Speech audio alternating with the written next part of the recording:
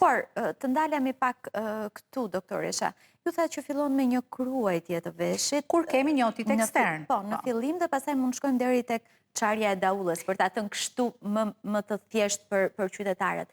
Cili është momenti që ne duhet të shkojmë tek mjeku për të mos shkuar deri në stadin e çarjes së daullës, apo të mbivendosjes së një sër problematikash në organin e dëgjimit? Okej, atëherë le t'i ndajmë.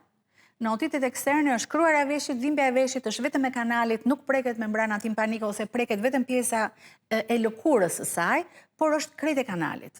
Detyrimisht i detyrohet kruarjeve të veshit, mungesës së higjienës, pralarjes në këto ujëra të ndotura etj.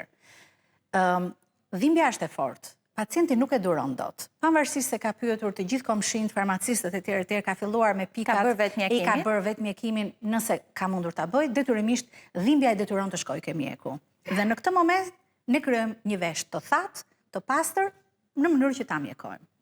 Nëse kemi një otit të mesëm, që është një problem komplet tjetër, që nuk lidhet me lagjen e veshit etj, por që lidhet me këto infeksionet e rrugëve të sipërme të frymarrjes, me këtë disfunksionin, mund të ndodhi edhe kur nuk ke infeksion, por ke pengesa mekanike, siç janë prezenca vegetacioneve adenoidike ke fëmijët, alergjit, deviacionet, polipet, problemet të cilat mund të jenë dhe probleme mekanike të këtij bllokimi, atëherë këtu mund të filloj me këtë ndjenjen sikur ke një kurth në vesh, do të thotë sikur s'po dëgjon ashtu siç duhet, një herë hapet, një herë mbyllet, thot veshi, dhe nëse fillon dhimbja, ky është momenti, domethënë, që në këtë moment duhet vajtur tek mjeku, sepse pra dhimbja është sinjali kyç. Dhimbja është patjetër, është sinjali kyç, po edhe me këto shenja, të cilat ndonjëherë dhe i neglizhojmë, do kishte qenë mirë të paraqitemi.